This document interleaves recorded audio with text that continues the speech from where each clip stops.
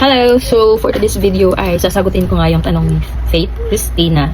How to set up payment and tax info for commission. This is about sa pagiging Shopee affiliate. So, pag nag-apply ka sa Shopee ng Shopee affiliate tapos na-approve ka, kailangan mong set up ng account mo with your payment and tax info para doon isasend ni Shopee yung commission mo as a Shopee affiliate. So, hindi po siya madali based on my experience kasi ilang beses po akong nag-attempt na mag-fill up ng form at ilang beses din akong na-reject before ako na-approve. Kailangan nyo pong gumawa ng SeaBank account using your mobile application online. And pag na-create na po kayo ng SeaBank account, kasi yun po yung kailangan ni Shopee.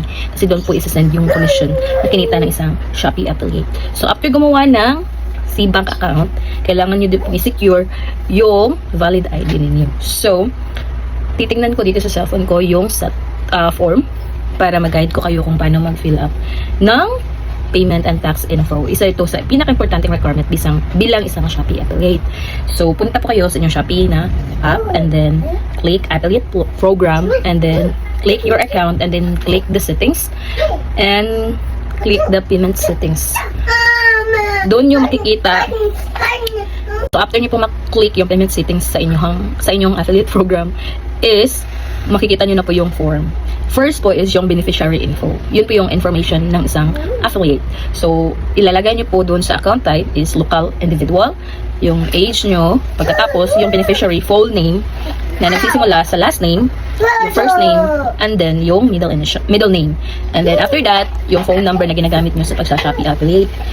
Pagkatapos ng beneficiary info, dito na tayo sa bank info. So, as I've said, kailangan yung gawa ng SeaBank account. So, ipipill up mo dito yung primary bank account mo is the SeaBank Philippines Incorporated. Tapos, yung bank or branch name is ilang nilagay ko kasi nung nag-apply ako, online application lang yung ginawa ko using my cellphone. And then after that, pipill up yung bank address.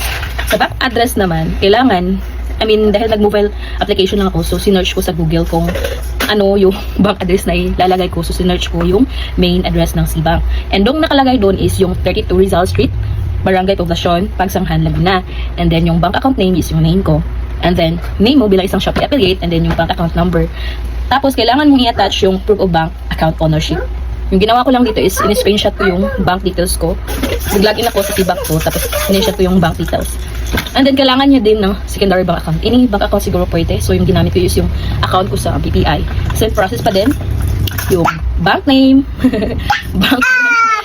bank address, bank account name, and then bank account number. And then another thing is your proof of bank account ownership. So kailangan nyo talagang i-attach lahat ng kailangan niya yung details. Kasi kahit isa lang yung na-skip mo, i-reject ka ng or i-decline ka ng Shopee. So kailangan full details and full attachment.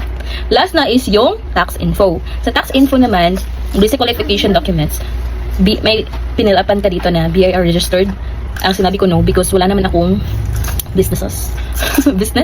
And then beneficiary permanent address. So dahil kailangan mo mag-attach ng primary valid ID mo, yung address na nandun sa iyong valid ID, yun yung gagamitin mo na beneficiary permanent address. And then yung pangalan mo na name of taxpayer, last name, comma, then first name, and then middle name, middle initial.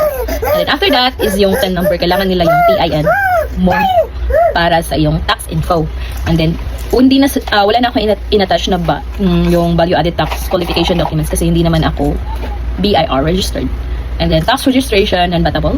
And then yun, kailangan mo ng ID, bank account, proof, yung mga attachment na kailangan mo. So ilang beses akong nag-apply and nag-fill up ng form na to, hindi lang isa, dalawa, tatlong beses. At maraming beses din akong na-decline kasi nga minsan hindi kompleto yung pangalan na nilagay ko, yung details kulang, hindi pareho yung mga details na nasa ID ko, tapos ganun. Yung mga information dapat sakto talaga, and then kailangan mo ng proof of bank account ownership. So screenshot mo na lang yung mga siguro yung bank statement na may pangalan mo doon para ma-proof na sa iyo talaga yung account na yun na ginagamit mo. And pinaka-importante talaga sa payment settings sa pagiging Shopee affiliate is you open up an account in SeaBank Philippines Incorporated. Thank you, and sana maging Shopee affiliate ka. Ilalagay yung link sa baba, yung referral code ko para madami na tayong Shopee affiliate. Thank you for watching. God bless.